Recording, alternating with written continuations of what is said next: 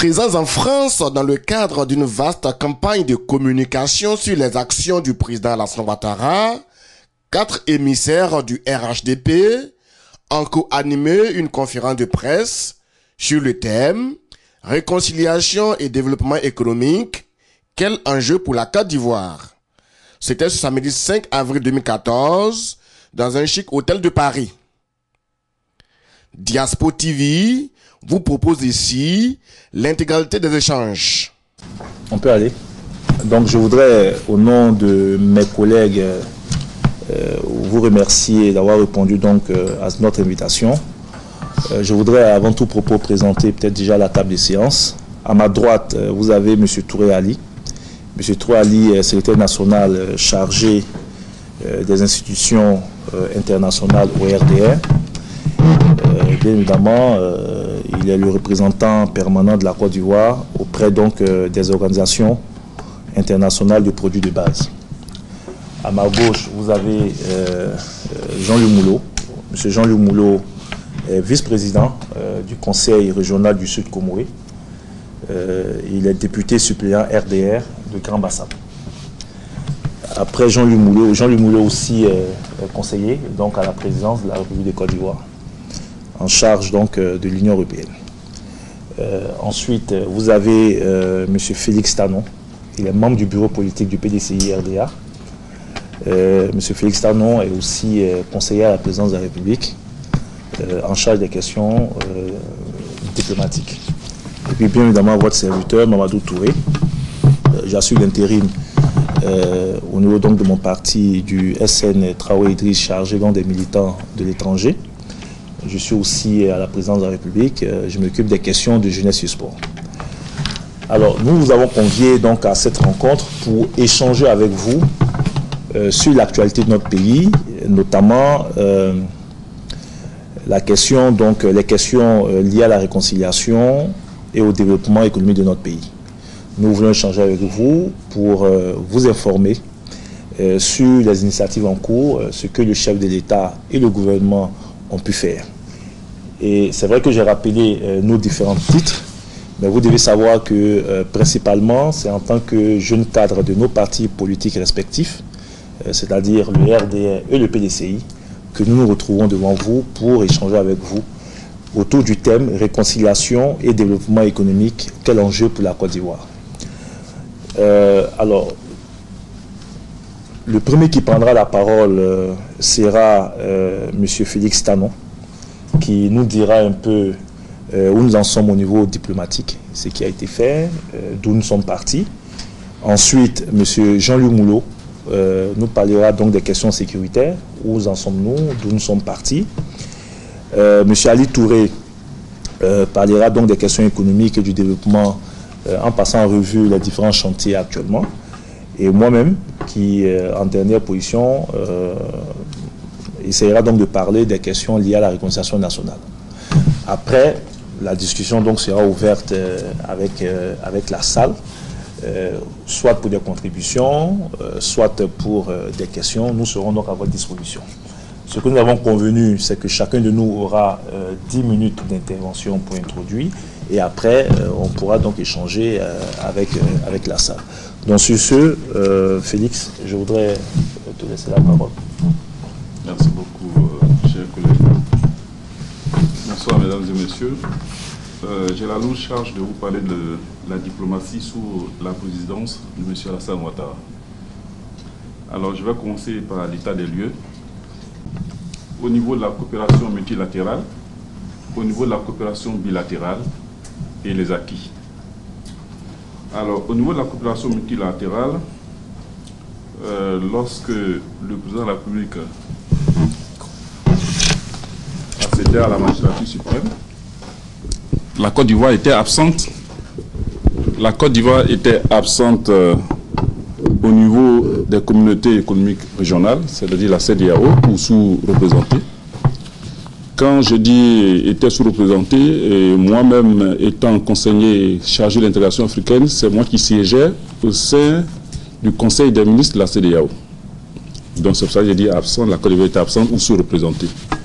Et au niveau de l'Union africaine, nous étions en retard de nos cotisations et on n'avait pas le droit à la parole, évidemment, dans ces instances, si vous ne cotisez pas ou ne prenez pas la parole. Nous étions au niveau de l'Union des fleuves Mano. Nous étions aussi au niveau de la communauté des États sahélo-sahariens.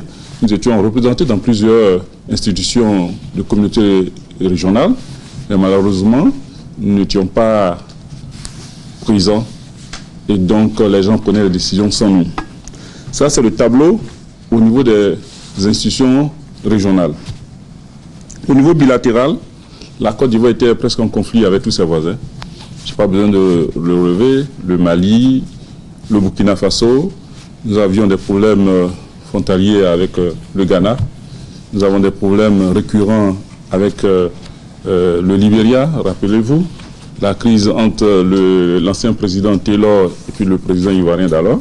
Et donc, voici un peu aussi le tableau au niveau bilatéral. Je passe maintenant à l'action diplomatique du président, ce que j'ai appelé la phase 1. La phase 1, c'était de remettre la Côte d'Ivoire au niveau des conseils des nations. Alors, qu'est-ce que nous avons fait? Le président, par son leadership, a été désigné par ses pairs comme président en exercice de la communauté des États de l'Afrique de l'Ouest, CEDEAO. Et qu'est-ce qu'il a fait? Au niveau de la phase multilatérale, c'est ce que j'appelle la CEDEAO, le président a réconcilié tous les États de la CEDEAO, les 15 États de la CEDEAO, avec la Côte d'Ivoire. Au niveau des infrastructures de la CEDEAO, grâce au leadership du président, nous avons aujourd'hui un projet d'autoroute Abidjan-Lagos. Nous avons un projet de la boucle ferroviaire Abidjan-Lagos, donc ça quitte Lagos, Cotonou, Lomé, Ghana et Abidjan, et un projet même pour continuer jusqu'à Dakar. Au niveau de la boucle ferroviaire, nous connaissons le chemin de fer, Abidjan-Bourg-du-Lasso, continue au Niger, et aujourd'hui, Lomé et le Bénin sont intéressés, et Cotonou sont intéressés par la boucle ferroviaire. Nous avons aussi un projet électrique au niveau de la sous-région et aussi au niveau de l'intégration économique. Ça, je parlais des infrastructures. Quand je parle de l'intégration économique, je vais parler de l'accord de partenariat économique. Nous sommes prêts à signer cet accord. Nous avons 2 mois après le sommet de Yamoussoukro tenu il n'y a pas longtemps. Nous avons 2 mois. On a donné 2 mois aux techniciens pour avancer dans les dossiers parce qu'il y a quelques réglages à faire avec le Nigeria pour signer l'accord de partenariat économique. Mais avant ça, la CEDEAO s'est chargée pendant 10 ans pour signer ce qu'on appelle le tarif extérieur commun. Sans le tarif extérieur commun, je vais imager ça, c'est ce que on doit percevoir par rapport aux produits qui rentrent dans notre communauté. Donc, comme nous constituons une communauté économique régionale, tout produit qui doit rentrer là-bas doit être taxé de la même façon, que ce soit en Côte d'Ivoire, que ce soit dans tous les pays de l'État membre de la CEDEAO. Et quand on le parle, c'est tellement simple à faire, mais on a mis 10 ans. Et c'est grâce au leadership du président Alassane Ouattara que nous avons pu avoir ce tarif extérieur commun. Ça, c'est pour l'intégration économique. Aujourd'hui, au niveau de la CEDEAO, nous avons 15 commissaires. Et la CEDEAO a été transformée en 2006 en commission. Avant, c'était un secrétariat. Et leur mandat, c'était 4 ans. Donc, depuis 2010, on devait renouveler la commission. On n'a pas pu. Et c'est sous le leadership du président Ouattara que nous avons pu renouveler en passant de 9 membres à 15 membres. Chaque État est représenté au niveau de la commission. Je pense qu'au niveau de la coopération multilatérale, je peux insister, en plus de la présidence de la CEDEAO, le président de la République a présidé à 2 reprises le Conseil de paix et de sécurité. Une fois à Addis Abeba, et la seconde fois, c'était en marge de l'Assemblée générale des Nations Unies à New York. Ce qui n'avait pas été fait depuis avant lui par un président de la République ivoirien. Alors, au niveau bilatéral, nous pouvons parler des visites d'État que le président a initiées ou que les chefs d'État que nous avons reçus. Le président a visité de façon officielle la France. Nous avons effectué des visites d'État en Allemagne. Nous avons aussi reçu le Premier ministre du Japon. Nous avons reçu le roi du Maroc. Je parle en regardant mes collaborateurs, mes collègues du moins, si j'en ai oublié, le président du Liban. Et le Premier ministre du Japon, c'est la première fois que le Premier ministre du Japon venait dans un pays francophone en Afrique. Et au niveau multilatéral, le président de la République a invité ses pairs de la CEDEAO et ses pairs sont venus s'associer à cette rencontre. La visite officielle du Premier ministre japonais, c'était seulement en bilatéral, c'est-à-dire entre le Japon et la Côte d'Ivoire. Et c'est le président de la République, conscient du rôle que la Côte d'Ivoire joue au niveau de la CEDEAO, a décidé d'associer ses pairs pour qu'ils puissent partager les bénéfices de cette visite officielle. Je peux parler aussi en multilatéral du sommet à Durban du BRIC. Le BRIC, c'est les pays dits émergents, le Brésil, la Russie, l'Inde, la Chine, l'Afrique du Sud, ces pays-là. Et la Côte d'Ivoire a été représentée, le président de la République a participé à ces rencontres. Je peux parler aussi de la TICAD 5, la conférence au Japon. En résumé, au niveau de la multilatérale, aujourd'hui, on peut dire que on ne peut pas prendre des décisions dans les enceintes sans la Côte d'Ivoire. Et on peut même continuer en disant que les invitations en visite officielle de la Côte pour adresser au président de la République de Côte d'Ivoire, ces invitations-là, nous sommes en train obligés de planifier parce qu'il y en a encore. Je pars très bientôt. Nous devions aller au sommet États-Unis-Afrique. Nous sommes invités. Nous sommes invités aussi au sommet Inde-Afrique. Nous sommes invités par la Corée. Et tout cela, c'est parce que le président de la République lui-même a pris son téléphone, de par sa valeur intrinsèque, ce que j'appelle son leadership, a sorti la Côte d'Ivoire et a réussi à repositionner la Côte d'Ivoire dans le Conseil des Nations. Je voudrais, je ne peux pas passer sous silence la résurrection du Conseil de l'Entente. Vous imaginez, le Conseil de l'Entente avait été complètement enterré et c'est le président de la République qui l'a ressorti, l'a ressuscité. Et aujourd'hui, nous avons le Conseil de l'Entente. Avant, on était observateur au niveau de l'Union des fleuves Mano. Aujourd'hui, nous sommes membres de l'Union des fleuves Mano. Et je crois que nous devions tirer notre chapeau à notre président. Et parce que si aujourd'hui, nous avons les résultats, mon collègue va parler de ça, nous avons des résultats économiques, si nous avons des résultats au niveau de la réconciliation nationale, c'est parce que, au niveau diplomatique, le président de la République a travaillé. Voilà, en guise d'introduction, ce que je voulais dire. Je ne vous ai pas parlé de la nouvelle carte diplomatique, parce que jusqu'en 2011, jusqu'à ce qu'on arrive au pouvoir, la Côte d'Ivoire couvrait, je voulais, moins de 50% des pays du monde entier, reconnus au niveau des Nations Unies. Et avec la nouvelle carte diplomatique, nous passons de moins de 50% à 90%, c'est-à-dire de 94 États à 175 pays des 194 États des Nations Unies. Vous voyez d'où nous sommes partis et où nous sommes arrivés. Il y a beaucoup de choses qui restent à faire, mais nous pensons qu'on a le temps de le faire. J'attends vos questions, je vous remercie. Merci Félix pour la présente intervention, Jean-Luc. Merci. Il m'a été demandé de vous faire l'état des lieux de la situation dans le domaine de la sécurité. Je ne vais pas m'attarder sur l'état des lieux qui prévalait à la prise de fonction du président Ouattara. Je pense que chacun de nous a souvenir que nous avions un tissu social fragmenté. Nous avons hérité également d'une situation où les forces armées étaient dispersées, divisées. Ces forces armées avaient été en partie politisées et s'étaient immixées dans le débat politique. Donc le premier défi l'un des tout premiers défis auxquels le président de la République a dû s'attaquer, c'est la reconstruction de notre architecture de défense et de sécurité.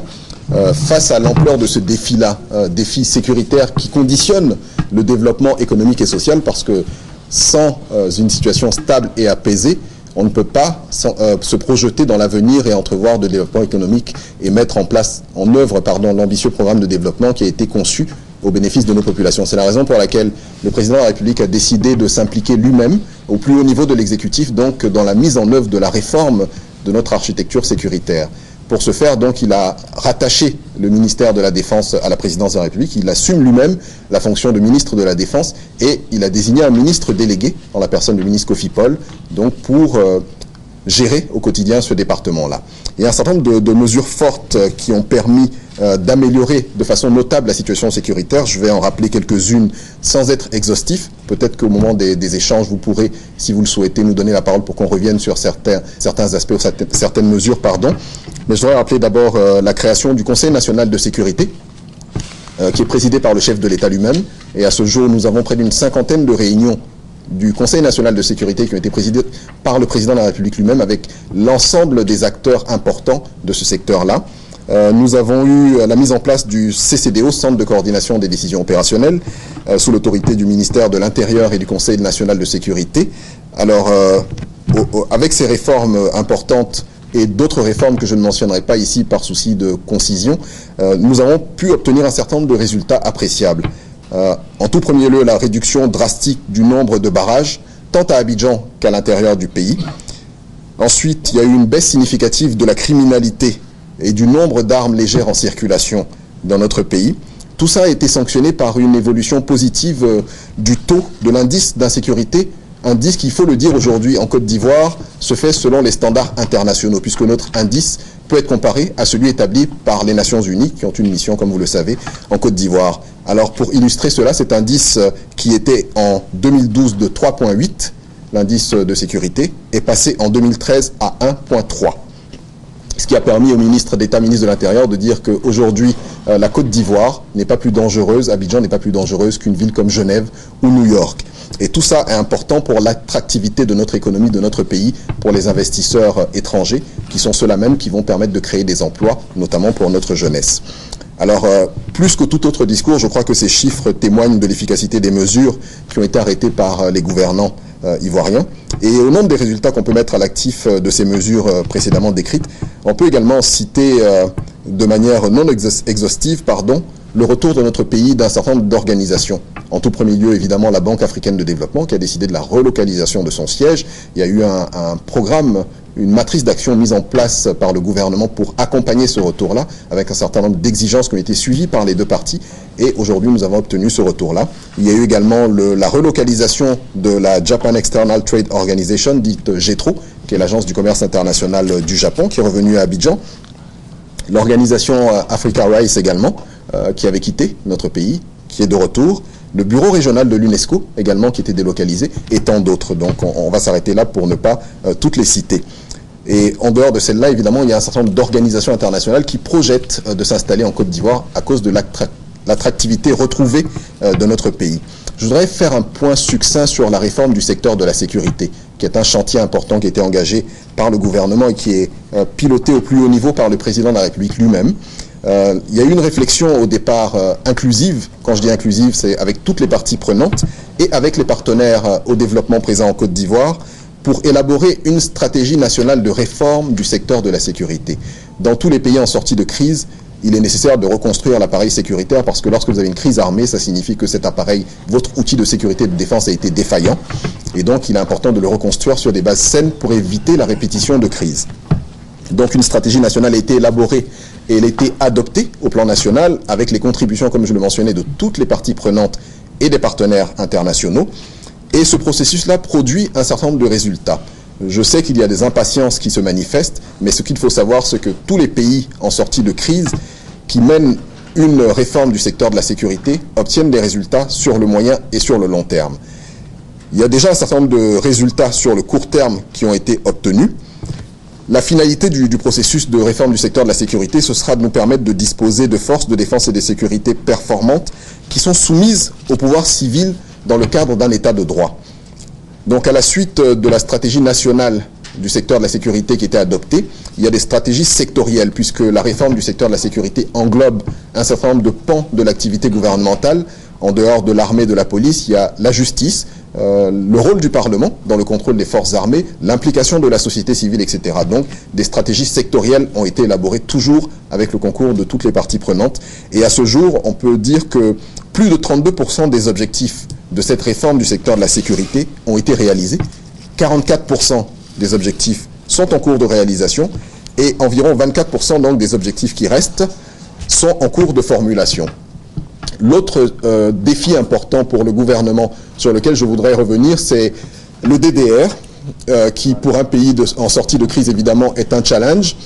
L'idée était de faire en sorte que la présence d'ex-combattants de part et d'autre armés sur le sol national ne vienne pas hypothéquer la mise en œuvre du programme de développement. Cet ambitieux programme DDR qui a été arrêté par le gouvernement a connu un début de mise en œuvre. Il faut dire que des efforts importants ont été consentis par le gouvernement puisque nous avions identifié près de 75 000 ex-combattants de tous bords politiques, ex-miliciens, ex-combattants, qui ont été recensés donc. Et à ce jour, près de 35 000 ex-combattants ont été réinsérés dans la vie civile. Et sur ces 35 000 ex-combattants, l'effort qui a été consenti pour leur réinsertion a été supporté à 80% par l'État de Côte d'Ivoire. Nos partenaires au développement donc ont apporté une contribution à hauteur de 20%.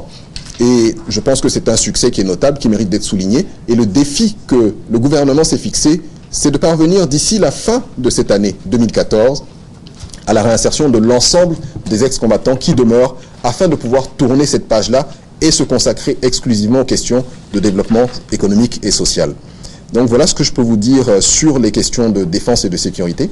Je vais m'arrêter là et puis à la faveur des échanges, si vous avez des précisions, des questions, des contributions, elles seront les bienvenues. Je vous remercie pour votre attention.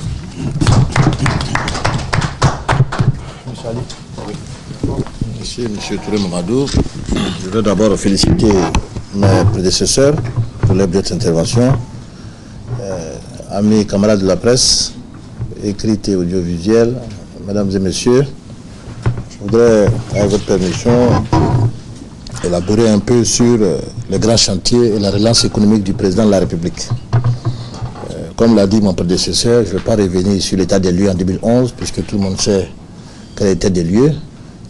C'est vrai que nous n'avons pas assez communiqué sur cet état des lieux. Nous avons estimé qu'il fallait aller de l'avant pour le bonheur des Ivoiriens. Mesdames et messieurs, en 2011, vers la fin 2011, la Côte d'Ivoire avait à peu près une croissance de 4,7%. Et cette croissance est passée en 2012 à 9,8%. Elle s'est consolidée à 9% en 2013 et le gouvernement prévoit une croissance à 2 chiffres de 10% en 2014. Vous voulez que je répète? C'est bon? D'accord. Au niveau des investissements globaux, nous disons que le niveau global des investissements est passé de 928 milliards de francs CFA en 2011 à 1720 milliards en 2012. Ça veut dire que nous sommes passés au niveau du PIB de 8,2% à 13,7%. Les investissements publics en Côte d'Ivoire, qui étaient de l'ordre de 316 milliards en 2011, c'est-à-dire qui représentaient 2,8% du PIB, sont passés à 615 milliards en 2012, ce qui représente 4,9% du produit intérieur brut. Au niveau des réalisations, j'en ai de noter à peu près 8. Il y a le 3e pont Henri Konan Bédié d'une valeur de 124 milliards, l'échangeur La Riviera 2 d'une valeur de 6,8 milliards, le pont de Bois-Flé et la réhabilitation du réseau routier de la ville d'une valeur de 5,75 milliards, la réhabilitation route Abidjan-Anyama d'une valeur de 7,6 milliards, la réhabilitation de la voirie de 8 villes, ce qu'on appelle le projet Prissi, d'une valeur de 41 milliards, la construction de l'autoroute Abidjan-Yamsoukro d'une valeur de 136,6 milliards, la construction de l'autoroute Abidjan-Grand Bassam d'une valeur de 62 milliards, la réhabilitation des pistes rurales, zones de production d'une valeur de 24 milliards, dont 12 payés par le Fonds d'investissement en milieu rural et 12 milliards payés par la Banque mondiale. Voilà un peu au niveau des réalisations du président de la République depuis l'effectivité de la prise du pouvoir le 11 avril. Je voudrais vous parler de deux sujets importants. Le plan national de développement 2012-2015 qui se chiffre à peu près à 11 milliards avec des déclins. Pardon ? 11 milliards. 11 000 milliards, pardon. 11 000 milliards. Et vous parlez un peu de mon domaine d'activité, le programme national d'investissement agricole. Je fais quand même le produit de base, je ne peux pas m'arrêter ici sans parler au moins de produit de base. En ce qui concerne le plan national de développement de 11 000 milliards, je voudrais un peu vous donner quelques chiffres. Il y a à peu près 5 rubriques. La première rubrique, c'est l'agriculture, les infrastructures et les transports. Sur les 11 000 milliards comme budget de la période 2012-2015, 74,3% de ce budget sont consacrés à soutenir la richesse nationale et à promouvoir l'emploi, le développement des PME et la promotion de l'auto-entrepreneuriat. 12,93% servent à améliorer l'accès des populations aux services sociaux de qualité, de justice sociale, d'équité et de cohésion sociale. 8,13% pour la stabilisation politique, institutionnelle, économique et sociale. 4,45% des services sociaux de base pourvus dans un environnement sain et 0,18% pour renforcer la coopération internationale et repositionner la Côte d'Ivoire. En ce qui concerne le programme national d'investissement agricole, la Côte d'Ivoire est un pays à vocation agricole comme vous le savez, mais conformément à la vision du président de la République, il a été décidé de moderniser l'agriculture en vue d'atteindre l'autosuffisance alimentaire pour les Ivoiriens. Au niveau du programme national d'investissement agricole, il y a 6 programmes qui sont actuellement en cours. Le premier programme est relatif à l'amélioration de la productivité et de la compétitivité des produits agricoles. Le deuxième programme, c'est le développement des filières. Le troisième programme, c'est l'amélioration de la gouvernance du secteur agricole. Quatrième programme, renforcement des capacités des parties prenantes au développement de l'agriculture. Le cinquième programme, c'est la gestion des ressources halieutiques. Mesdames et messieurs, j'en ai fini là et je suis ouvert à vos questions. Je vous remercie. Bon, j'ai la lourde responsabilité d'un thème très sensible, notamment le thème relatif à la réconciliation nationale.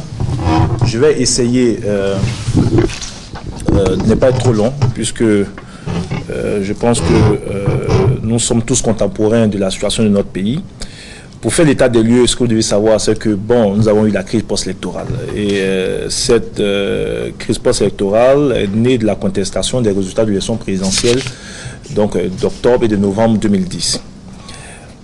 Cette crise a entraîné une fracture sociale. Jean-Louis Moulot en a parlé. Pour donner quelques éléments, toutes les organisations des droits de l'homme s'accordent à dire que nous avons eu plus de 3000 morts pendant cette crise. Le HCA estime qu'il y a eu plus d'1 million de déplacés au plus fort de cette crise. Et le président de la République, donc, avant même l'élection présidentielle, avait fait donc de la question de la réconciliation nationale un axe prioritaire dans son programme, puisque au-delà de la crise post-électorale, c'était près d'une décennie de crise politique dont les élections devaient permettre donc que les élections devaient permettre donc de régler. Il a pris des initiatives. Ce que je peux dire, c'est que dès l'entame de son mandat, le chef de l'État a fait une tournée dans les pays de la sous-région. Il a été rencontré d'abord pour réconcilier la Côte d'Ivoire, comme Félix l'a dit, avec ces pays-là, mais surtout rencontrer ses compatriotes et demander aux réfugiés de ces pays de retourner au pays. Par rapport à cette initiative, nous avons des résultats. Selon les HCR, aujourd'hui, plus de 80% des réfugiés ivoiriens sont de retour donc, dans leur pays. Vous savez aussi que récemment, près d'1 millier d'éléments des forces de sécurité et de défense sont revenus en Côte d'Ivoire, ont été réintégrés donc, dans l'armée, dans la police et de la gendarmerie. Il y a aussi un aspect important qui ne ressort pas très souvent, ce sont les médias. Je suis heureux que la RTI soit là. L'une des premières réformes pour aller dans le sens de la réconciliation, c'était la réforme de la RTI. Cette télévision ne devait plus être une télévision de la haine, où la haine était véhiculée. Donc un point d'honneur a été mis à ce niveau. Et aujourd'hui, nous avons une chaîne à vocation publique qui travaille dans le sens de la cohésion et de la réconciliation et qui permet donc à toutes les diversités en Côte d'Ivoire de s'exprimer. Quand on voit un peu le rôle des médias dans différentes crises, notamment le Rwanda et autres, cet aspect, à mes yeux, est très important. Le chef de l'État, il y avait aussi la question politique. Je vous ai parlé de la crise post-électorale. Le chef de l'État a mis en place un cadre permanent de dialogue avec l'opposition. Dans un premier temps, il s'agissait donc de partis d'opposition à l'exclusion du FPI qui, par la suite, donc, a pris les négociations en cours. Et ce cadre permanent de dialogue a été conduit par le Premier ministre Aoussou Jano. Le chef de l'État, conformément à ce qui était inscrit dans son programme de gouvernement, a mis en place donc la CDVR, la Commission Dialogue, Vérité et Réconciliation, dirigée donc par M. Bani. Cette commission, selon les missions qui lui a été confiées, devait donc faire éclater la vérité sur les événements douloureux que notre pays a vécu et puis proposer au chef de l'État des solutions pour soit dédommager les victimes identifiées ou aller vers une véritable réconciliation. Alors récemment, le chef de l'État, dans un esprit d'apaisement et de réconciliation, a formulé à travers le ministère de la Justice une requête auprès de la justice ivoirienne pour la mise en liberté provisoire de détenus proches de l'ex-régime. La justice ivoirienne, en toute souveraineté, donc, a décidé de mettre en liberté provisoire près de 134 détenus. Pour nous, c'est un acte fort. Ensuite, le chef de l'État a dégelé, ça c'est la dernière décision qui a été prise. Il y a eu le dégel donc, des avoirs donc, de personnalités donc, proches de l'ex-régime qui étaient donc sous sanction pour des actes posés pendant la crise post-électorale. Il y a aussi un autre aspect, c'est le dernier sur lequel je vais terminer, ce sont les tournées du chef de l'État dans les différentes régions de notre pays. Au-delà des questions économiques de développement, puisque l'une des particularités de ces tournées, c'est les actions de développement envers les populations. Ces tournées ont été l'occasion de rassembler toutes les filles et tous les fils de notre pays, dans toutes les régions où le chef de l'État est passé, que ce soit à l'ouest, au nord ou au centre, ou bientôt dans la région d'Ongui-Fou. Si vous regardez, c'est toutes les fils de la Côte d'Ivoire qui se sont, et toutes les filles de la Côte d'Ivoire qui sont retrouvées. Il y a eu de façon constante un discours allant dans le sens de l'apaisement et du rassemblement de la Côte d'Ivoire. Voici, chers amis, ce que je peux dire en guise d'introduction. Sankara me regarde, bon, j'attends qu'il me contredise sur le point. Mais voici un peu ce que je voulais vous dire. Donc, nous sommes à votre disposition. Cet exercice pour nous vise effectivement à vous mettre à disposition, vous, médias ivoiriens en France ou ivoiriens de France, un certain nombre d'informations afin donc d'avoir une meilleure connaissance des actions menées par notre président de la République et son gouvernement dans les différents chantiers qui ont été donc énumérés. Sur ce, nous sommes à votre disposition.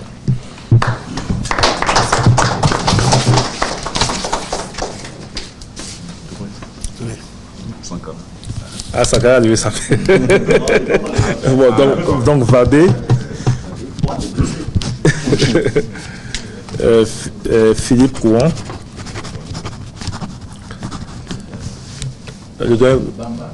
Monsieur Bamba. Bon, on pourrait partir sur les trois premières personnes. Et puis, monsieur Diarasouba de la RTI.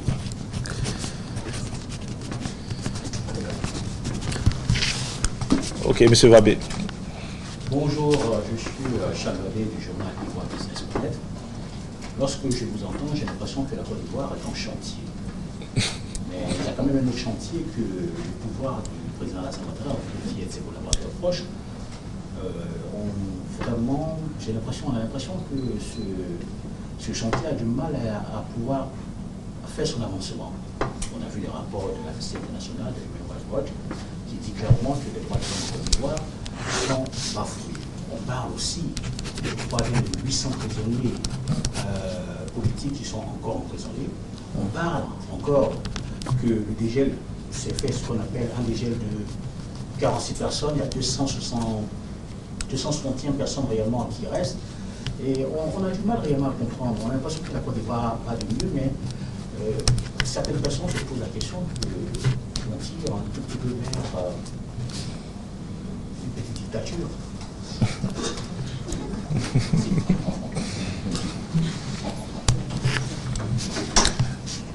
Philippe Kouan. Je vais revenir sur plusieurs points pour mieux comprendre un peu notre démarche. Ma première préoccupation, c'est au niveau du développement. J'ai l'impression que le discours que vous tenez, ou du moins le bilan que vous faites, ressemble fort bien encore à une promesse électorale que le président du RDR d'antan avait fait à la population au moment de la campagne électorale 2010. On se souvient encore quand il passait dans les régions, il y avait des pluies de milliards qui pleuvaient.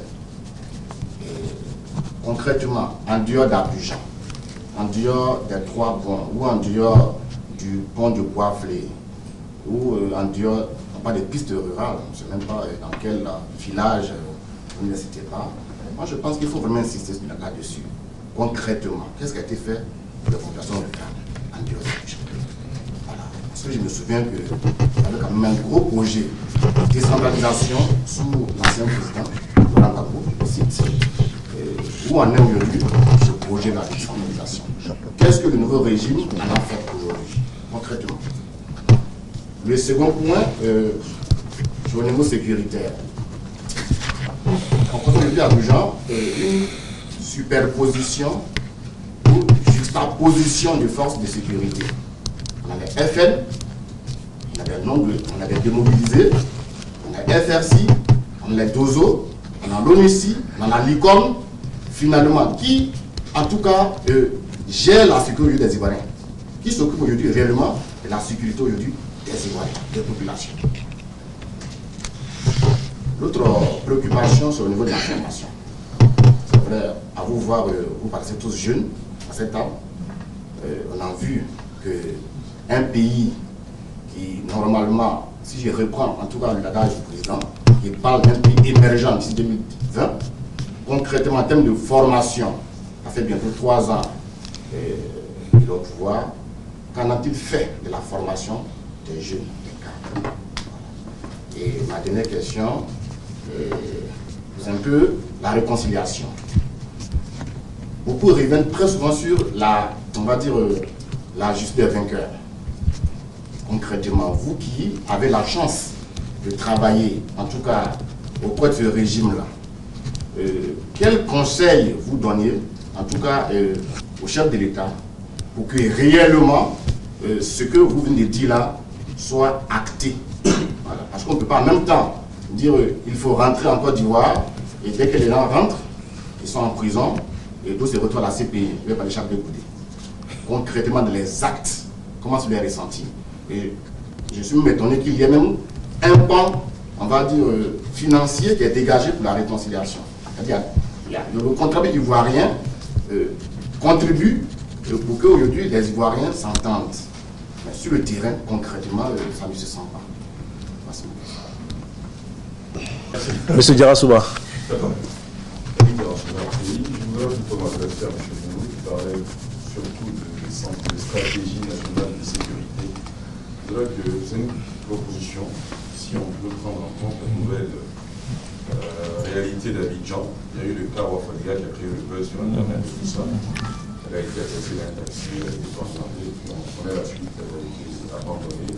C'est la version qu'on connaît. Dans un hôpital, ça fait beaucoup de choses dans notre pays. Donc, dorénavant, dans cette stratégie nationale de sécurisation de la Côte d'Ivoire, il faut tenir compte de ces agressions-là. On nous a parlé à un moment, à grand coup médiatique d'ailleurs, de caméras qui surveillaient Abidjan. Quand on voit ce genre de choses-là, on se pose des questions sur la réalité, justement, de cette sécurisation de la ville. Merci. Chacun de nous est intervenu sur un thème. Donc prioritairement, le concerné va répondre et s'il y a des éléments à ajouter, les autres pourront donc apporter quelques éléments d'ajout. Donc c'est M. Vabé donc, qui a posé une question relative donc, aux droits de l'homme. Pour lui, on a présenté donc, une situation reluisante alors que les organisations continuent donc, à épingler la Côte d'Ivoire sur la question des droits de l'homme. Il a ensuite parlé de 800 prisonniers qui seraient encore dans les prisons ivoiriennes. Il a parlé aussi il a nuancé en fait l'effet donc du dégel des avoirs en considérant que c'est 46 personnes qui ont vu leur compte dégelé sur près de 200 personnes. Donc je vais laisser prévitement peut-être Jean-Louis avant qu'on puisse... Très bien. Je voudrais remercier M. Wagbé pour ces questions. Sur les droits de l'homme, la question des droits de l'homme, je crois que vous êtes aussi bien informés que nous de la situation nationale et du chemin qui a été parcouru depuis la sortie de la crise. Je crois que dans tous les pays au monde, en sortie de crise, il y a quelques situations regrettables en termes de droits de l'homme qu'on peut observer. La Côte d'Ivoire a accompli beaucoup de progrès sur le respect des droits de l'homme. Nous étions dans une situation où il n'y avait quasiment pas de présence de l'État au lendemain de la crise, pas de présence des forces de l'ordre dans les différentes localités, si vous vous souvenez bien, puisque nombreuses sont ces forces de l'ordre qui avaient fait défection, qui avaient abandonné leurs armes, etc. Donc il y avait tout à reconstruire. Évidemment, il y a eu des abus qui ont été observés au début, mais je crois que c'est en nette baisse, ces abus-là, et que les rapports des organisations des droits de l'homme que nous recevons comme des contributions et avec lesquels le ministère de la Justice entretient un dialogue très constructif, ont pris note quand même des progrès qui ont été accomplis en la matière. Et je crois que nous allons dans le bon sens, dans la bonne direction sur le respect des droits de l'homme. C'est en tout cas une des priorités du chef de l'État et du gouvernement dans la construction d'un État de droit, dans la mise en œuvre de son programme de développement au profit des populations. Donc je crois que le tableau est un peu plus nuancé peut-être que celui que vous avez voulu présenter. Il y a quand même beaucoup qui a été fait en la matière et il reste encore une marge de progrès certainement. La situation n'est pas parfaite. Elle n'est parfaite nulle part d'ailleurs, que ce soit en Amérique du Nord, ici même le pays où vous résidez ou dans d'autres pays. En matière de l'homme, il y aura toujours des rapports, des critiques. Je ne vais pas revenir sur le cas de la France, mais si vous lisez les rapports des mêmes organisations que vous mentionnez, il y a également des points qui sont relevés régulièrement, même cette année dans ces rapports-là. La Côte d'Ivoire a conscience de cela et a la volonté ferme de progresser sur ce chantier-là. Voilà ce que je peux dire sur la question des droits de l'homme. Sur les prisonniers, vous avez parlé de prisonniers politiques. Moi, je ne partagerai pas cette terminologie avec vous parce qu'il n'y a pas de prisonniers politiques en Côte d'Ivoire. S'il y a certaines personnes qui se retrouvent en prison, c'est certainement parce que la justice nationale a des choses à leur reprocher. C'est la raison pour laquelle elles ont été mises à la disposition de la justice ivoirienne. Et dans la volonté justement de progresser sur la réconciliation nationale, le président de la République a demandé aux acteurs du monde judiciaire de regarder avec bienveillance la possibilité, autant que faire se peut, autant que les textes le permettent, de mettre en liberté conditionnelle toutes les personnes justement qui font l'objet d'une procédure. Et je crois qu'il y a eu un certain nombre de choses que vous avez pu observer dernièrement. Sur le dégel des avoirs, ce n'est pas une situation extraordinaire et ça ne vise pas à brimer ou à blâmer des personnes parce que vous noterez que l'Organisation des Nations Unies et l'Union européenne même ont mis un certain nombre de personnalités ivoiriennes qui, de leur point de vue, représentaient des menaces à la paix et à la sécurité de la Côte d'Ivoire, sous sanction. Il y a eu un gel des avoirs, interdiction de voyager. Encore aujourd'hui, vous avez une quinzaine de personnalités ivoiriennes qui, au plan international, font l'objet d'un gel des avoirs, d'une interdiction de voyager. Et donc je crois qu'on va dans le bon sens. M. Touré a mentionné les dégels qu'on a pu observer ces derniers temps. Je pense que progressivement, on ira vers une normalisation complète de la situation au fur et à mesure que la réconciliation va avancer. Bon, vous avez évoqué le terme de dictature. Bon, ça, je vous laisse le choix de vos mots. Je ne reviendrai pas là-dessus. Voilà ce que je peux dire sur... D'accord, je ne sais pas si est-ce qu'il y a des rajouts. Alors, moi, ce que je peux ajouter rapidement, selon les organisations internationales des droits de l'homme, jamais dans notre pays, il y a eu autant de volonté politique dans le sens de la coopération. Vous avez des organisations qui peuvent venir en Côte d'Ivoire, qui peuvent enquêter en toute transparence, qui peuvent circuler sur toute l'étendue du territoire, qui peuvent produire des rapports. Donc ce fait est salué. Rappelez-vous que dans un passé récent, nous avons connu des situations plus ou moins difficiles. Le charnier de Yopougon, en mars 2004, où certains Ivoiriens ont été tués. Et pour tous ces événements, les organisations de droits de l'homme n'ont jamais eu la possibilité de travailler tranquillement et en toute liberté dans notre pays. Il y a eu, rappelez-vous, le cas d'André Kiffé, où malgré la commission rogatoire qui avait été mise en place, le juge n'avait pas pu venir à Abidjan interroger les personnes qu'il voulait interroger et mener la procédure donc à son terme. Aujourd'hui, il y a une volonté politique, une transparence qui permet donc à toutes ces organisations de venir constater qu'il y a une évolution et cette évolution est notée même par la représentation des Nations Unies dans notre pays. Pour les prisonniers, j'ai noté tout à l'heure qu'il y a quand même 134 personnes qui ont bénéficié de la liberté provisoire.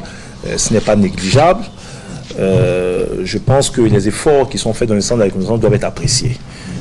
Nous venons d'une situation difficile. Le président de la République a été l'une des grandes victimes de cette crise. Il a pu transcender tout cela pour se positionner aujourd'hui comme un leader qui veut donc entraîner ou amener son pays vers des objectifs. Et pour cela, le président a décidé de faire abstraction de tout ce qu'il a pu lui-même subir et a demandé aux Ivoiriens de faire abstraction de tout ce qu'ils ont pu subir pour aller, et des actes encore plus forts seront posés. Ce qu'il faut maintenant, c'est que les autres, contre qui on peut objectivement reprocher des choses, posent aussi des actes. Nous sommes en attente des premiers actes posés par le FPI allant dans le sens de la réconciliation. Depuis 2 ans, on peut vous citer avec des dates, des actions menées par le gouvernement, mais on ne peut pas, enfin j'attends qu'on me donne des éléments, des actes concrets posés par le Front populaire ivoirien allant dans le sens donc, de la réconciliation ou allant même dans le sens de la repentance. Donc c'est un peu ce que je vais ajouter. Alors Philippe a demandé il a dit que donc le bilan que nous faisons des actions du président de la République ressemble plutôt aux promesses électorales d'avant donc les élections. Qu'est-ce qui a été fait concrètement pour les populations? Ali d'abord, puisque tu es le premier concerné. Je vous remercie. J'ai été un peu surpris lorsque Philippe a dit qu'on ne voit rien sur le terrain. Je ne sais pas quand est la dernière fois qu'il est allé à Abidjan. C'est un peu le tort des journalistes à Paris ici, ou des gens des droits de l'homme qui parlent de dictature, enfin j'en passe. Mais M. Philippe, c'est justement, c'est l'une des raisons pour lesquelles nous avions souhaité organiser cette conférence de presse pour qu'on aille à l'information. La Côte d'Ivoire est en chantier. J'ai parlé du plan national de développement, j'ai parlé du programme national d'investissement agricole, M. Jean lui a parlé de la politique sécuritaire, il y a la diplomatie, on a parlé de la réconciliation. Beaucoup de choses sont en train d'être faites. Il faut indiquer qu'au sortir de la crise post-électorale en 2011, pour nous qui avons eu peut-être la chance et aussi le malheur d'être des témoins privilégiés, parce que moi j'étais à Abidjan, contrairement à beaucoup de gens, j'étais à Abidjan pendant la crise post-électorale, nous sommes sortis en 2011, rien ne fonctionnait dans le pays. Les banques étaient fermées, les hôpitaux étaient fermés, les magasins étaient fermés, tous les services étaient fermés. Donc nous avons pris une situation très difficile. Aujourd'hui, tous les chantiers sont ouverts. Les pistes rurales sont en train d'être réparées, les établissements sanitaires sont en train d'être réparés. Il y a eu un investissement massif dans l'enseignement. La formation se poursuit avec même des jumelages et des échanges avec d'autres pays. La diplomatie est en branle. La sécurité, on a parlé de l'indice qui va de 3,8 à 1,3 depuis 2011. Donc, ce n'est pas un bilan que nous faisons. Nous sommes en train de communiquer sur les actions du président de la République. C'est-à-dire que ce sont des faits. Le mois du bilan arrivera. Ou, à un moment donné, on sortira pour vous dire, bon, eu égard aux promesses électorales du candidat Ouattara en 2010, qui avait dit qu'en 5 ans, il allait faire cela, aujourd'hui nous sommes en 2015, voilà l'état des lieux, voilà le bilan, et puis on engage. Donc je voudrais rectifier M. Philippe pour lui dire, ce n'est pas un bilan que nous faisons, ce sont des faits qu'on peut vérifier. Et je me propose d'aller à Philippe, lui, à Abidjan, comme ça fait longtemps, vraiment, il n'est pas y allé, donc c'est pour ça qu'il parle là. Je vais venir à Abidjan pour que je lui montre ce que le président fait et à l'intérieur. Aujourd'hui, la couverture en termes de télévision, M. Ali Girasba est là, ou en termes d'électricité, d'eau potable, est presque une couverture presque nationale sur l'ensemble du territoire, ce qui n'était pas le cas en 2011. En termes de télévision, en termes d'audiovisuel, en termes d'eau potable, en termes de fourniture de médicaments dans les hôpitaux, en termes d'équipements sanitaires, enfin bref. Je ne dis pas que tout est fait, mais force est de constater qu'il y a un travail qui est en train d'être fait, qui est en chantier, et c'est un programme qui court de 2012 à 2015. D'accord. Donc voilà ce que je voulais répondre à M. Philippe et à M. Vabé, peut-être en privé, à qui je vais définir la dictature, parce qu'il ne sait pas ce que c'est qu'une dictature. Mais il a oublié, il a la mémoire courte. D'accord. Alors il y a Félix Tanon qui veut ajouter des éléments. Oui, merci. Alors, notre ami Philippe Courant, il dit qu'il ne sait pas ce qui se passe en Côte d'Ivoire. Qu'est-ce qu'on a fait? Qu'est-ce que le président a fait pour les populations de l'intérieur du pays? Faire à l'intérieur du pays. Alors, en dehors de ce que le gouvernement fait, En dehors de ce que le gouvernement fait, parce que nous avons des ministères qui sont en charge des secteurs précis, nous avons aussi le programme présidentiel d'urgence. Je travaille sur beaucoup de secteurs, sur l'éducation,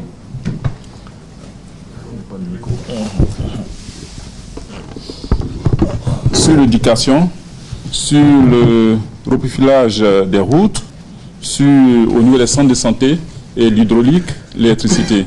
Donc, il y a un bilan qui est fait. Je vous demande de rentrer simplement sur le site de la présidence. Vous allez avoir le bilan. Mais sachez que ce programme-là a été initié à la sortie du Golfe. Après plusieurs semaines d'affrontements, les populations étaient fatiguées et les infrastructures étaient détériorées. Et l'école, il n'y a plus d'école. Il faisait plusieurs années qu'on n'avait pas investi dans l'école, les centres de santé. J'ai été chef de cabinet de la santé pendant 5 ans. Je sais de quoi est-ce que je parle. Et donc, il fallait rapidement reprendre les choses en main.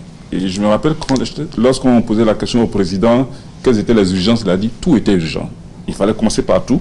Et donc, il a mis en place le programme présidentiel d'urgence. Ce programme-là, et chaque fois que le président fait les tournées à l'intérieur du pays et en dehors des tournées, mais chaque fois qu'il arrive dans une région, on fait le bilan. Donc, comme le bilan, je ne peux pas vous faire le bilan exhaustif ici, je vous recommande d'aller sur le site. Vous verrez que les pompes villageoises, les routes sont reprofilées, et les écoles primaires sont construites, les habitats des logements des maîtres sont construits aussi. Donc, pour celui qui veut faire du social, je crois que voici les indicateurs, les paramètres sur lesquels il doit jouer. Et je pense qu'on le fait. Le taux de mise en œuvre est de 100%. Ce que je dis, vous pouvez aller vérifier sur le net. Comme mon collègue le dit aussi, vous pouvez demander à vos frères et à vos parents aussi au pays là-bas. C'est un projet qui rencontre beaucoup de succès. Voici ce que je voulais vous dire par rapport, en dehors de ce que l'État fait, le gouvernement, voici ce que le PPI fait pour la population. Alors, Félix, avant que Jean-Louis ne parle, peut-être que, comme il a demandé des villes, moi, il peut vous parler de Daouko. Je peux lui dire, par exemple, à Toropo et à Pays, le président a effectué des visites de Talaba. Il y a quelque chose qui parle. Voici des populations qui étaient totalement enclavées. Pas d'eau, pas d'électricité, pas de téléphone. C'est sous Ouattara que la région a pu avoir du téléphone. C'est sous Ouattara que pour la première fois, les populations de Doropo et de Téni ont su ce que qu'était l'eau potable. Vous partez à l'ouest, à Mans, le château d'eau de Mans. Vous savez qu'il y avait des problèmes d'eau potable. Les écoles qui ont été reconstruites donc à Mans.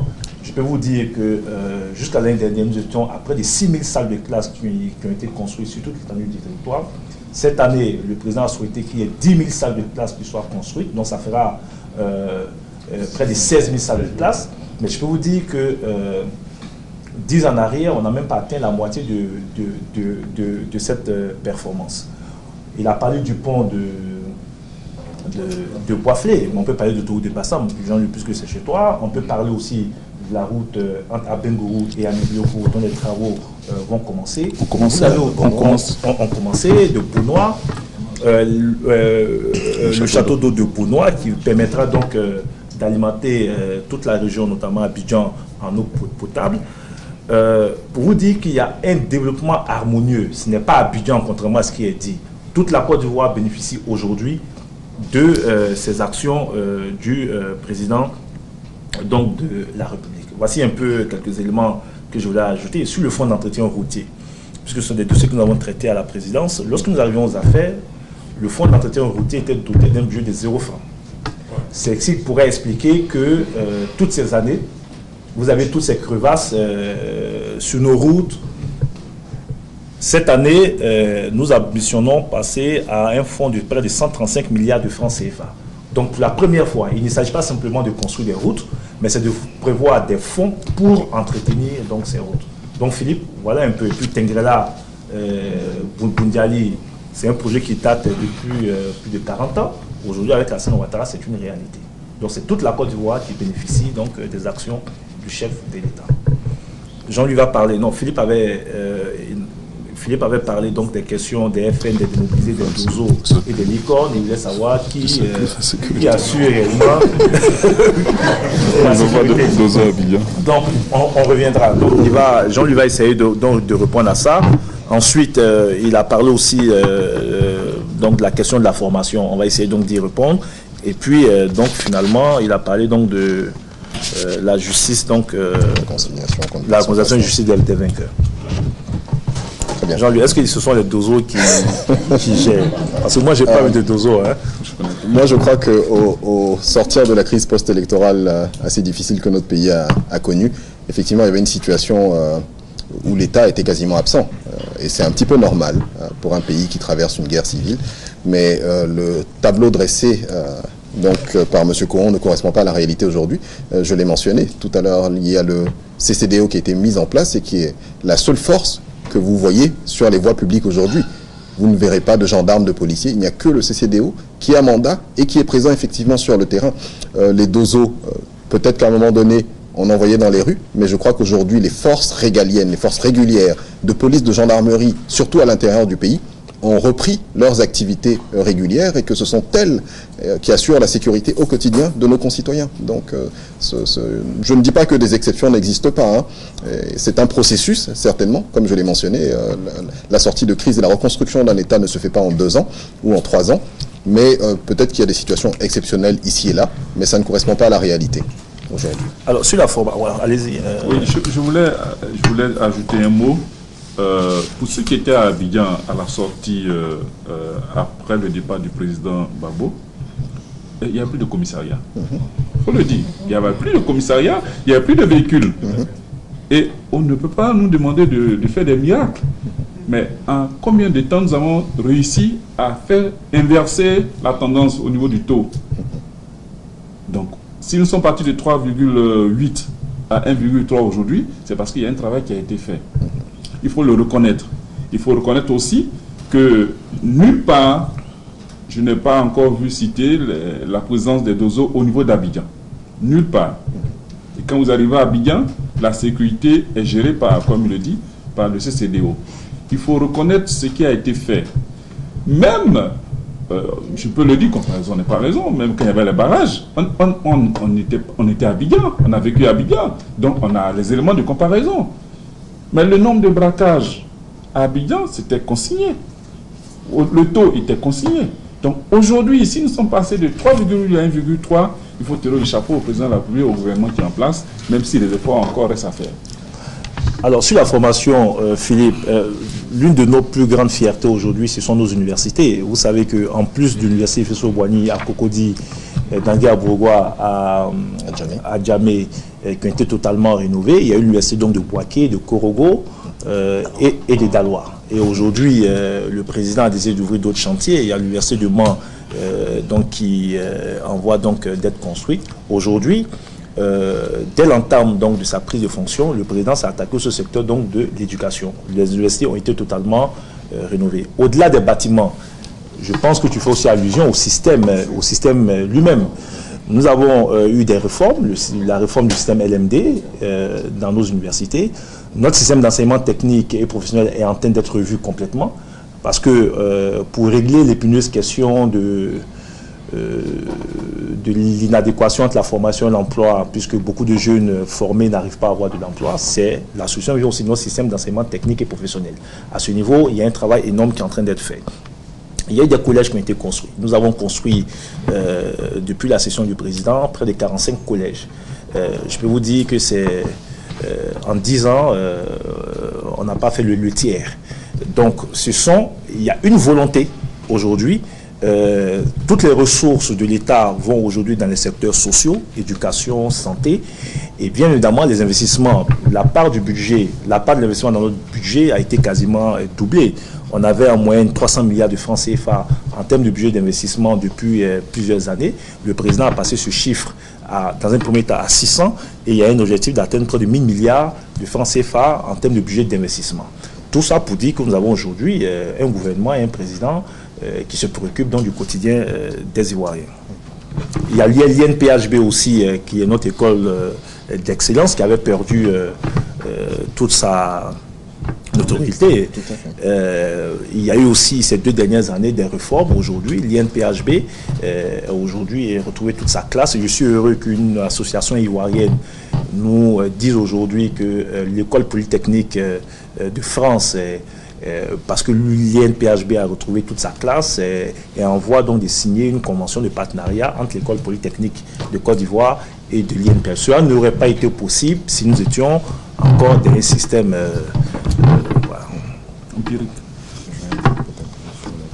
La conciliation nationale. Oui, bon, alors, oui, la population d'Ali Garçois, mais il a parlé de la justice des vainqueurs. Bon, sur ça, Qui a parlé de... c'est encore, c'est encore... Moi, je ne sais pas personnellement ce que ça veut dire. Jean-Luc, tu vas répondre tout à l'heure. Moi non plus. Je ne sais pas concrètement ce que ça veut dire, la justice des vainqueurs. Vous avez, et nous avons essayé d'expliquer ça plusieurs fois, vous avez une crise. À l'issue de la crise, certaines personnes, parce qu'elles ont participé à un gouvernement illégitime, ont été amenées donc à prendre des actes avec des conséquences graves avérées, ou ont été directement mêlées donc à des actes criminels contre des populations. Ces personnes, donc quasiment prises en flagrant délit, ont été mises aux arrêts. Ceux qui ont été arrêtés sont ceux qui ont été pris en flagrant délit. Je peux citer des noms, que ce soit des militaires ou des civils dans le gouvernement. Pour le reste, le chef de l'État a mis en place une commission nationale d'enquête chargée d'élucider toutes les situations que nous avons vécues. La commission nationale d'enquête a produit son résultat en établissant le nombre de victimes et en identifiant les personnes qui ont fait cela. Vous avez suivi la cérémonie de remise du rapport au chef de l'État. Le chef de l'État a donné instruction au ministre de la Justice pour que ce dernier instruise donc les magistrats pour mener des enquêtes et entamer des procédures contre les personnes. Mais la justice suit son cours. Donc il faut séparer la situation de crise générale qui fera l'objet et qui fait l'objet aujourd'hui d'une procédure judiciaire de la situation de personnes qui ont été arrêtées en flagrant délit. Voilà, Doboblé par exemple était encore sur le théâtre des opérations jusqu'à la fin de la crise. Donc c'est pas un prisonnier politique. Vous avez des personnes qui ont demandé, parce que la BCAO avait demandé donc à toutes ces agences de fermer en Côte d'Ivoire, des banques ont été cassées par des personnes de par leur position au sein d'un gouvernement, mais ces personnes font l'objet, ont été inculpées, ainsi de suite. Donc, je ne sais pas ce qu'on appelle la justice des vainqueurs. Il n'y a pas de justice de vainqueurs en Côte d'Ivoire. Merci. Moi, je voulais, comme je m'occupe des questions diplomatiques et relations internationales, il faut toujours partir du passé. Il y a eu des guerres. Je ne sais pas si, quand il y a eu les guerres, là, 39-45, si des Français ont été jugés. Des partisans de De Gaulle, en tout cas. Des partisans de Gaulle. Ceux qui ont été jugés, c'était les collabos. Donc, ils n'étaient pas du côté des vainqueurs. Je le dis en parlant de l'expérience des conflits. Mais nous, on est même parti au-delà, en disant, malgré tout ça, si parmi nous, certains ont commis des actes, alors nous demandons à la justice de faire des enquêtes et de mettre la main sur. Le président de la République le chante tous les jours. Mais moi, je le dis aussi. Mais peut-être qu'il faut donner des chiffres. Depuis que nous sommes là, un peu plus de 500 éléments des FRC qui ont été mêlés à divers actes ont été arrêtés, sanctionnés ou jugés pour certains.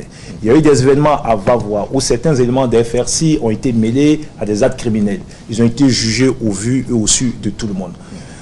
Oudemi, Ourami, ou je ne sais pas, Orémi, dans la forêt du Mont, et qui a été lui-même, qui est soupçonné d'être mêlé à ce qui s'est passé dans l'ouest de la Côte d'Ivoire, a été arrêté et aujourd'hui entre les mains de la justice. Donc on ne peut pas objectivement, sur la base de ces éléments, dire qu'il y a un seul camp qui est jugé alors qu'un autre camp bénéficie donc d'une impunité totale. C'est pas vrai. Bon, il y a Ali Diarasouba qui a posé... Non, enfin, oui, effectivement, j'ai pris bonne note et je pense que tous les Ivoiriens, effectivement, ont été consternés par le drame qui est survenu à notre jeune compatriote et nous avons tous pris conscience, effectivement, de la nécessité d'assurer au mieux la sécurité en milieu urbain. Je pense que cette préoccupation est bien notée. Je vous remercie, en tout cas. Oui, ce que je voulais ajouter, il faut souligner, c'est la réaction rapide des forces de l'ordre qui ont mis la main sur le chauffeur de taxi. Ils ont mis la main sur le chauffeur de taxi, ça montre que vous pouvez commettre des crimes, mais l'essentiel, c'est de pouvoir... si on est sûr, comme commettant des crimes, on va vous arrêter, je pense que les gens vont... C'est pour ça qu'il n'y a pas de caméra. Ils vont arrêter de commettre ces crimes-là. Donc je voulais en même temps le dire, tirer le chapeau aux forces de l'ordre. Il faut empêcher que ça arrive, mais si ça arrive, il faut pouvoir mettre la main sur Tout à fait. Ceux qui ont commis le crime. D'accord, ben écoutez, en principe, nous avons, et je pense que vous aussi, des contraintes. Moi, je vais prendre deux dernières questions. J'ai vu qu'il y a Sankara qui a levé la main et il y a Mademoiselle Ouattara aussi qui a levé la main. Ensuite, nous allons tirer les conclusions de cette conférence. Il y a M. Moulot qui veut s'échapper. La consultance. Bon, nous allons laisser M. Jean-Louis Moulot qui va nous quitter momentanément. On se rappelle. D'accord, merci. T'as donc tu approches. Oui, ça va. Je voudrais vous remercier. Je sais que vous allez nous donner beaucoup plus de temps. Je voudrais préciser que je suis du FPI. Ça, on sait. Moi, je veux qu'il me dise qu'on le sache déjà. Mais quand je vous écoute, le tableau que vous dépeignez, il est trop idyllique. J'ai l'impression que vous-même là, apparemment vous n'êtes pas la Côte d'Ivoire. Vous n'êtes pas la Côte d'Ivoire et vous peignez semblant de l'être. Pourquoi? Le doyen Tano l'a dit tout à l'heure, quand on fait l'aspect de la guerre, les gens de De Gaulle n'ont pas été sanctionnés. C'est les collaborateurs qui ont été sanctionnés. C'est ce que tu as dit. J'ai mis un mais. Mais ce n'était pas une guerre franco-française, ce dont tu parles. Ce n'était pas une guerre franco-française. Donc, il ne faut pas prendre des exemples qui ne correspondent pas du tout à la réalité que nous vivons. Parlons de la sécurité. Aujourd'hui, il est totalement faux de dire qu'il y a de la sécurité en Côte d'Ivoire et tout. Monsieur, c'est faux. Je me demande aujourd'hui pourquoi encore, dans ce siècle-là, il y a des chasseurs traditionnels qui sont encore dans les villes, dans les villes urbaines à Côte d'Ivoire. On me dira, on est sorti d'une guerre, on a fait la guerre et ceci et cela. Ok. Mais quand on fait la guerre là, on prévoit des solutions de sortie. On ne va pas se cacher derrière, on est sorti de la guerre, on est sorti de la guerre. Et on vient encore nous faire des promesses. J'ai l'impression que vous êtes comme Ouattara. Tout le temps, c'est milliards. Milliards. Je vous préviens que depuis 2011, Ouattara est au pouvoir et il avait prévu 5 universités pendant ces 5 ans. Bon, il a renouvelé Fouguani, il a renouvelé les 5 universités qui étaient là, peut-être c'est ce qui nous promettait. La rénovation des 5 universités, c'est celle-là qu'il devait créer. Ça, je passe là-dessus. On parle de réconciliation. Et c'est ça là, c'est là où je voulais en venir. Touré, je ne suis pas d'accord avec toi quand tu dis qu'il n'y a pas de prisonniers politiques. Je ne suis pas d'accord avec toi non plus quand tu dis qu'il y a des gens qui ont été pris en flagrant délit sur les faits. On ne se bat pas seul. On se bat avec quelqu'un. Laurent Gbagbo s'est battu avec Ouattara. On ne peut pas dire qu'il n'y a pas de justice de vainqueur. Quand les gens que tu cites, les Doumboulo se battaient là, qui étaient ceux qui étaient en face de eux? C'est pourquoi on a bien fait de relever l'ONUCI, la Licorne, et tout cela. Ils ont combattu. On le sait. Il n'est pas acceptable que ceux-là, seulement ceux qui ont soutenu Laurent Gbagbo soient en prison. Encore 800 personnes qui soient en prison. Et vous parlez de actes forts. Mais ce n'est pas un acte fort, c'est des actes qui doivent être posés pour la Côte d'Ivoire. Il faut, par la politique, résoudre les questions politiques. Quand il dit le président de la République a instruit le ministre de la Justice pour instruire, comme on appelle, les juges pour tenir compte de telle ou telle chose, il n'y a pas de séparation de pouvoir alors. C'est-à-dire l'appareil judiciaire doit travailler sous ordre de l'appareil exécutif. Là, on est en plein politique. Là, on est en politique. Et depuis que ces gens-là sont à la MACA, quels sont les chefs d'accusation qui leur sont portés par la justice ivoirienne? Ont-ils été entendus? Jusqu'à présent, non. Depuis 3 ans. Selon les chiffres de la CEI elle-même, Ouattara aurait gagné avec 51%. C'est ça, non? 54. 54%, Gbagbo 49%, c'était ça? 46. 46, selon les chiffres de la CEI. CEI, c'est ceux qui ont été prononcés au Golfe là. Selon ces chiffres-là, voilà. Ceux qui ont été prononcés au Golfe, Ouattara à 56, Gbagbo 46. Confirmé par Yao Paul Ndré et... Non, je sais quelle est la contrainte qui a obligé Yao Paul Ndré à venir raconter n'importe quoi. On ne va pas revenir là-dessus. Moi, je vais dire, le corps électoral ivoirien était près de 5 millions. Je ne parle pas des Ivoiriens, je parle du corps électoral. Près de 5 millions. Quand on calcule 56% et 46%, 54% et 46%, nous sommes à près de 3 millions de voix pour Ouattara, Bétier, Mabri Touapuz et Anaki, pratiquement. Et on a près de 2 millions de voix pour Laurent Gbagbo seul. Vous pensez qu'on peut diriger la Côte d'Ivoire en oubliant cela? On ne peut pas diriger la Côte d'Ivoire en oubliant cela.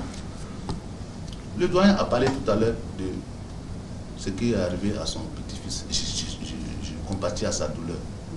C'était partout. C'était partout. Il faut que si vous voulez la réconciliation, vous qui parlez de la réconciliation, sortez des questions judiciaires ou bien juridiques à un point fini qui ne peut pas nous amener quelque part. Qui ne peut pas nous amener quelque part. Ouattara a voulu s'inspirer du système de l'Afrique du Sud.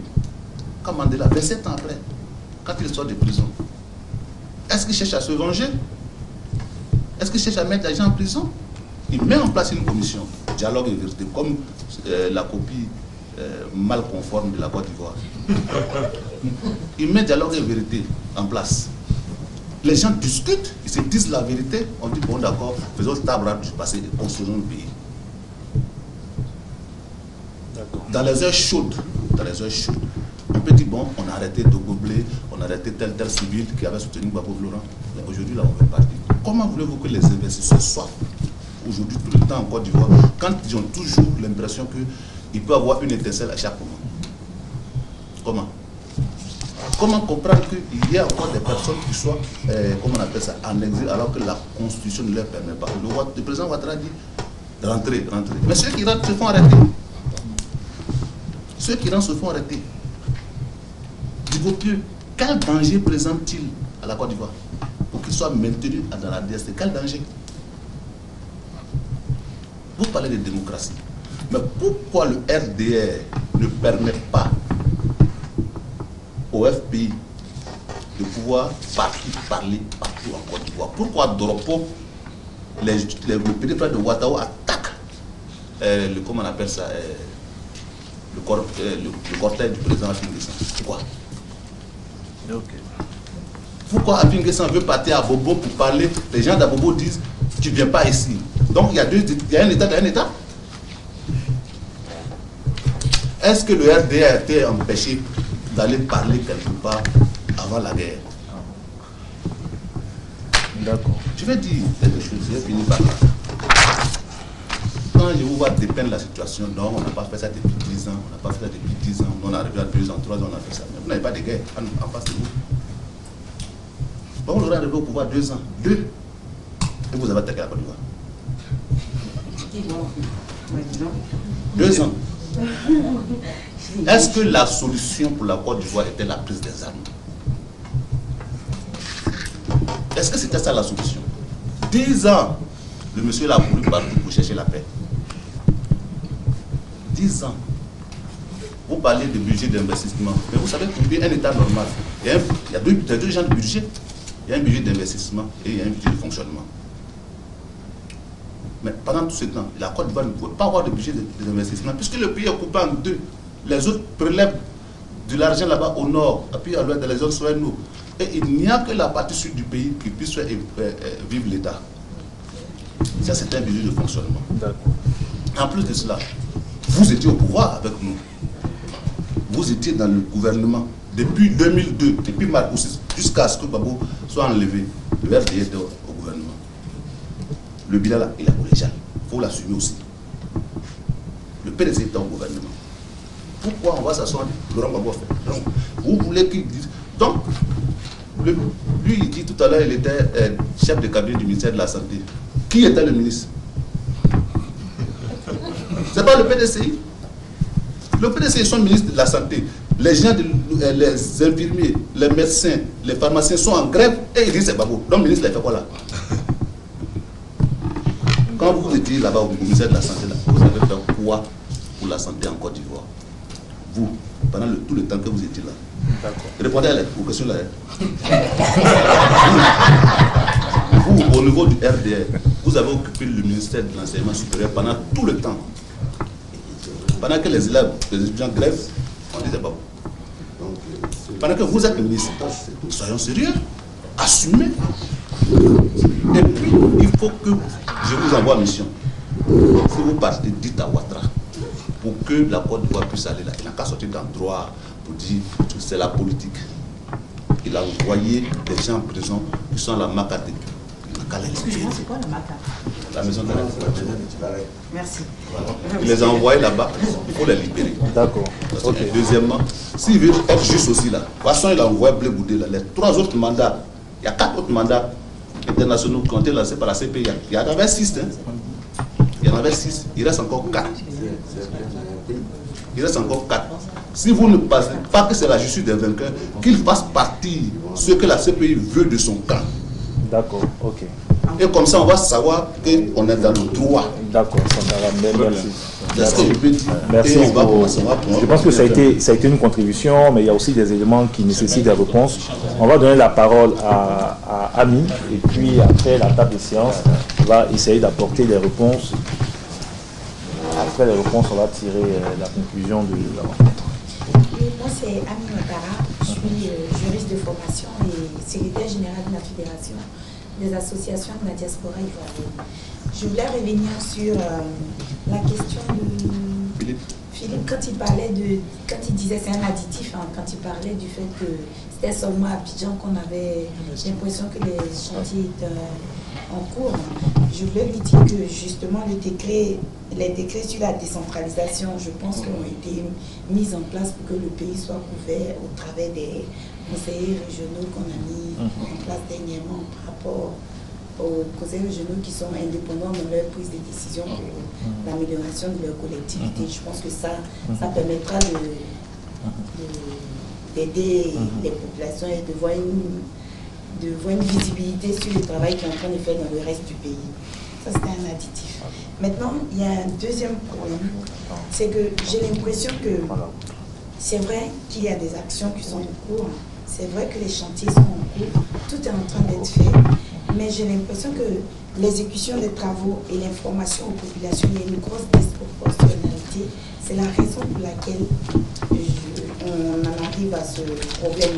Je pense que si au fur et à mesure on mettait en place une information ponctuelle à la population, ça pourrait éviter de dire, ça pourrait éviter que les uns et les autres pensent qu'il n'y a rien qui est en train d'être fait et qui fait ci, qui fait ça. Parce que quand vous dites tout à l'heure, il faut qu'on aille sur le portail du gouvernement.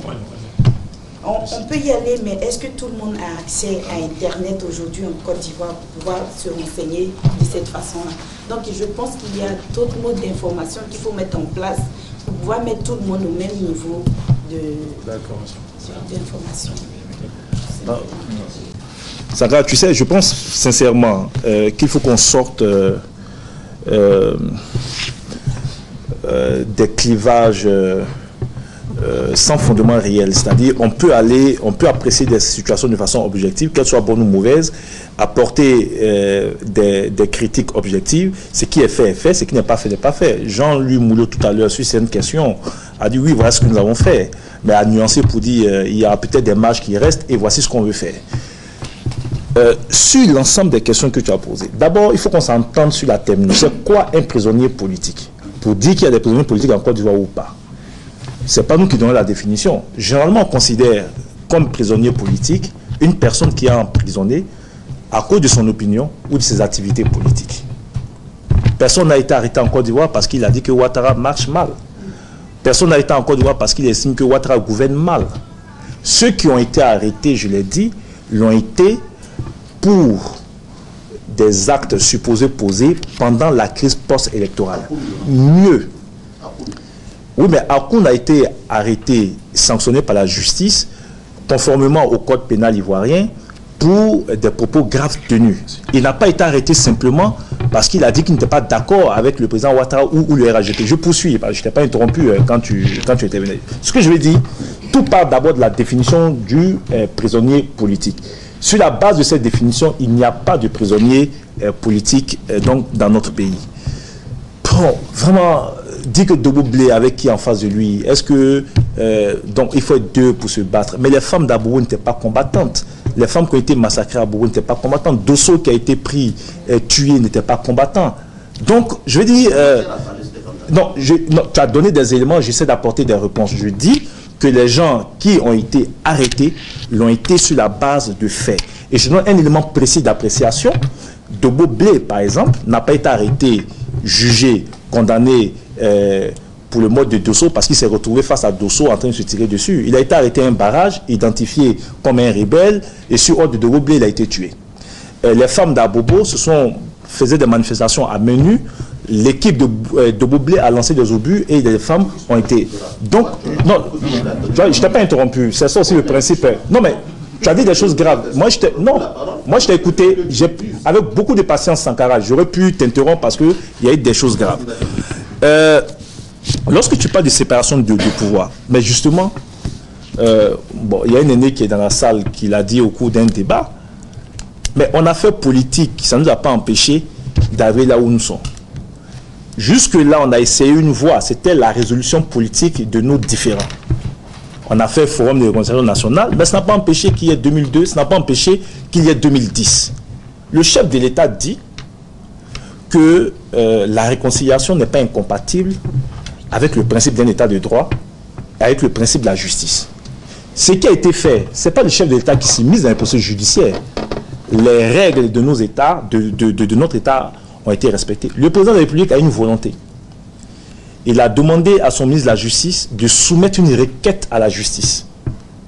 Le ministre de la Justice a soumis la requête à la justice, qui a statué en toute souveraineté, qui a décidé de libérer tel nombre de personnes et de maintenir tel nombre autre de personnes.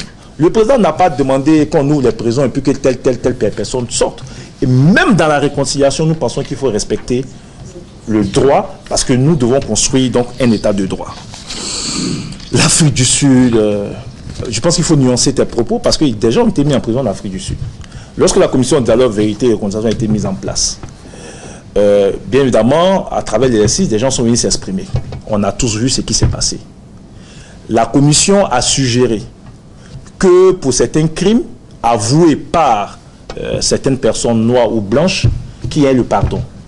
Mais la commission aussi a suggéré que par rapport à la gravité de certains crimes, certains aillent en prison. Prends le Rwanda. Au Rwanda, la même commission a été mise en place. Ils ont eu leur justice traditionnelle, peut-être tu vas me rappeler le nom après. Ça a permis d'élargir certaines personnes, mais pour des crimes graves, d'autres personnes donc, ont été en prison. Je ne vais pas polémiquer sur le FPI, AFI, parce que je pense qu'il faut qu'on sorte des logiques d'affrontement. Aujourd'hui, on a un pays à construire. Je pense qu'au FPI, il y a des personnes compétentes, intelligentes, qui peuvent contribuer de façon positive à construire notre pays. Mais Quand tu poses la question de savoir pourquoi Afi a été attaqué, mais nous condamnons.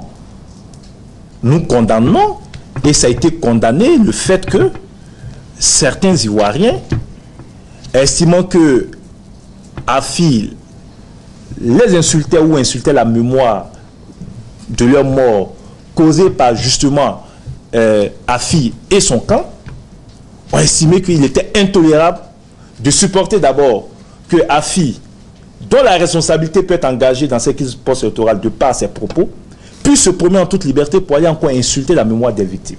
Nous condamnons. Mais en même temps, frère, il faut appeler aussi Afi à plus de responsabilité. Quand on sort d'une situation aussi difficile, on ne se promène pas comme s'il n'y avait rien eu, narguer les gens. Mais à Bobo, c'est tout un symbole. À Bobo, c'est tout un symbole. Comme Yopougon est tout un symbole pour vous. Mais cite-moi un seul meeting qui a été fait par une personnalité proche de Ouattara, Yopougon, pour aller souiller la mémoire des personnes qui ont été tuées à Yopougon ou vilipender les personnes. Non, le discours inspiré par une volonté politique du chef de l'État, c'est la réconciliation. Merci. Bon, je pense que sur ce, je vais laisser la parole peut-être à Félix rapidement pour 2 mots pour en guise de conclusion. Oui, je voudrais remercier la presse qui s'est déplacée avec les frères ivoiriens ici, qui sont déplacés pour nous écouter. S'il y a des pans de la politique ivoirienne sur lesquels le président